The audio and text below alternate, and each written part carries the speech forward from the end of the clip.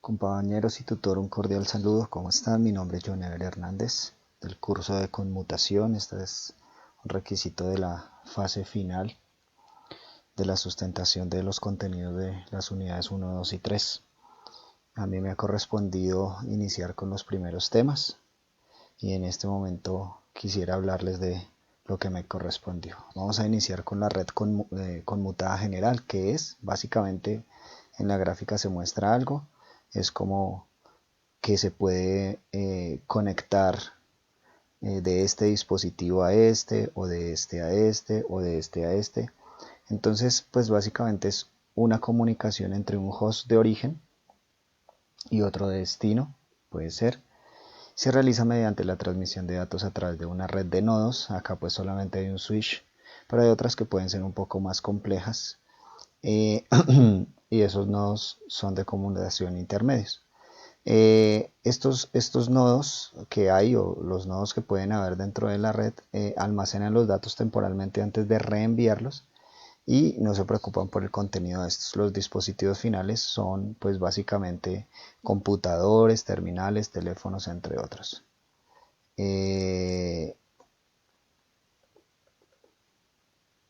La red de conmutación de circuitos es uno de los tipos de las redes conmutadas. También están los de paquetes, están los ópticos. Y pues básicamente en la gráfica podemos ver lo que es un ejemplo. Pero es básicamente la conexión entre dos nodos a través de un circuito físico y que tiene un canal y un recurso dedicado. Si ustedes se dan cuenta, por ejemplo, él transmite y no hay nada más de transmisión. Es entre un punto A y un punto B y dedica ese canal. Entonces tiene un canal dedicado, no comparte los recursos con otros enlaces, por eso es en tiempo real. Se requiere una conexión establecida antes de transmitir la información. O sea, tienen que negociar entre este y este a través de los nodos intermedios y pues todos los dispositivos que están ahí entre estos dos. Entonces se negocia, se establece y se dedica los recursos. El ancho de banda es definido desde que se inicia hasta que se termina y pues tiene un retardo mientras está la negociación entre el establecimiento del circuito, pero ese retardo ya es prácticamente despreciable después de establecer la conmutación. En la conexión, la conmutación de circuitos, los nodos intermedios no tratan los datos de ninguna forma, solamente se encargan de encaminarlos, de transmitirlos. Un ejemplo de esto puede ser la red telefónica que conocemos normalmente.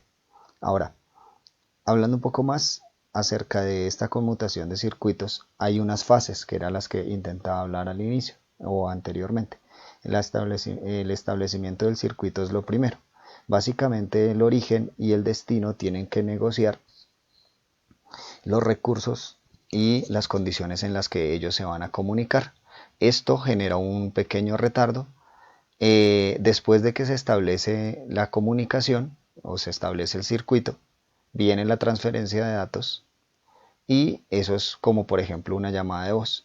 Y la última fase es la de desconexión, que es el cierre de la conexión, que es básicamente como en una red de telefonía fija normal, es colgar la llamada. Entonces aquí podemos ver que está el origen y está el destino, las tres fases.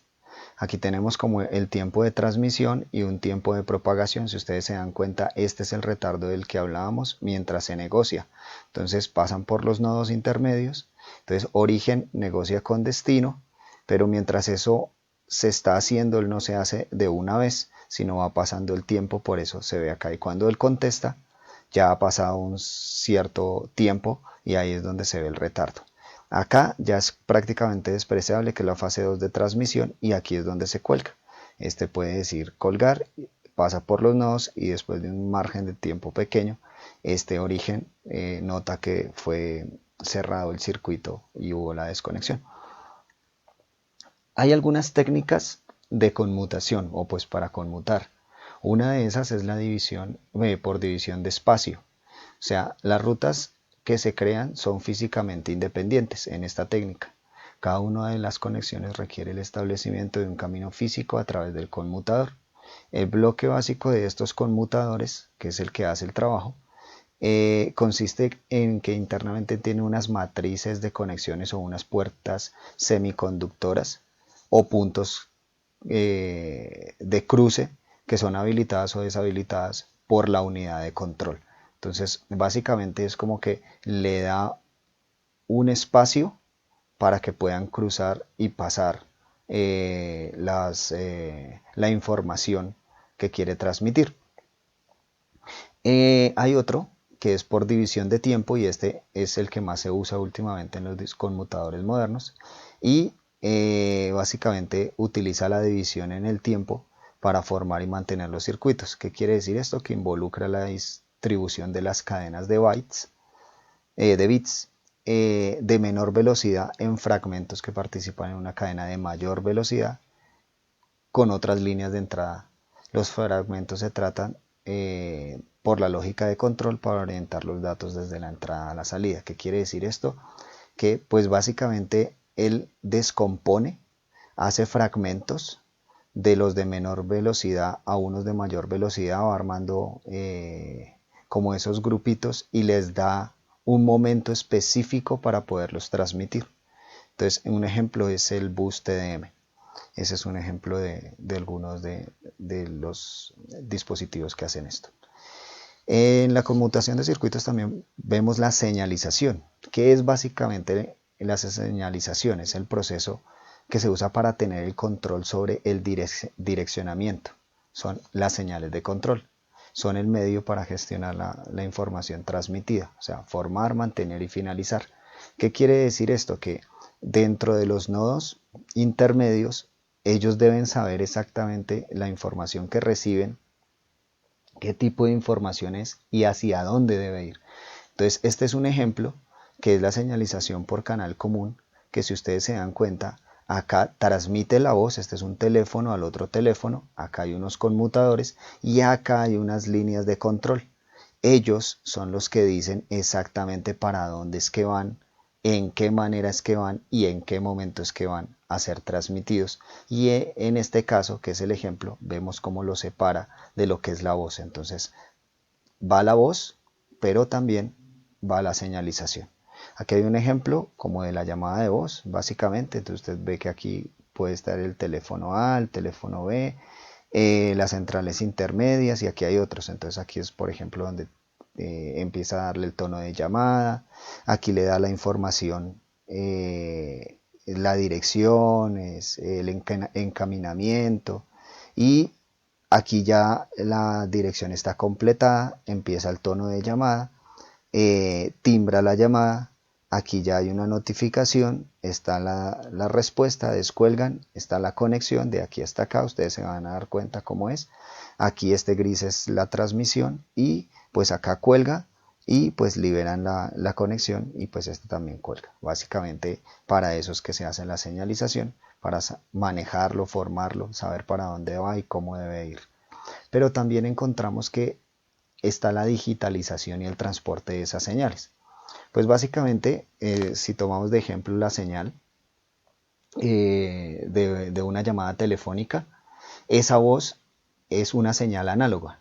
Entonces son como continuas, aquí se ve el hombre que está hablando, son ondas como continuas en el tiempo, con infinitas componentes.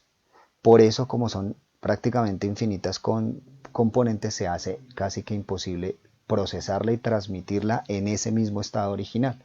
Así que no se podría de esa manera introducir en un sistema de transmisión. Entonces se debe convertir a una señal digital, que básicamente son pulsos, como nosotros lo vemos aquí abajo en el gráfico. Y se hace a través de técnicas de muestreo. Básicamente son dos los pasos. Uno es la cuantificación, que es donde está ese registro del valor de esas muestras, y la codificación, que es cómo lo organiza en pulsos para salir al otro lado y volverlo a completar. Básicamente el flujo sería, inicia una señal análoga, se hace un muestreo, se hace una conversión a digital, de esa análoga a digital, se hace la transmisión y se establece un control de ruido también. Después vuelve a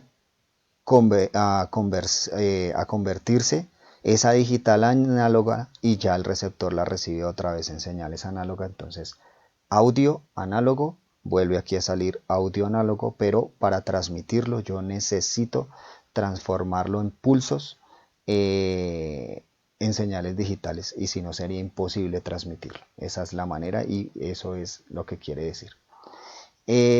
Ahora aquí tenemos el Public Switched Telephone Network, que básicamente es una red de telefonía conmutada pública, PSTN. Las características que tienen, pues la red de teléfonos, que tiene una banda base de 4 kHz, que pues no es mucho, pero es para cada conversación. Tiene la capacidad de interconectarse también con redes móviles. Consta de medios de transmisión y centrales de conmutación. Y el costo de la tarificación, el costo para el usuario, básicamente está dado por la distancia entre los extremos y la duración de la conexión. Pero hoy en día ustedes saben que pues eso ya no es tan así. Ya cobran muy barato por eso, y pues realmente la duración sí tiene que ver para la tarificación, pero ya como que la distancia ya no es tan, pero sí está la larga distancia nacional y la larga distancia internacional. A eso es lo que se refiere de que depende la distancia entre los extremos. Es la única red con cobertura y capilaridad nacional, que quiere decir que se ramifica. El funcionamiento es básicamente, cierra un conmutador al establecer una llamada, y este se abre al terminar la llamada. Tiene unos componentes que son pues la codificación de voz que lo vimos anteriormente, tiene unos switches, tiene un PBX, que en inglés pues quiere decir Private Branch Exchange, y la señalización, que la vimos también, y los teléfonos, que son los medios de el host de inicio y el de final. Y eso sería todo por mi parte. Un abrazo grande y nos vemos en la próxima.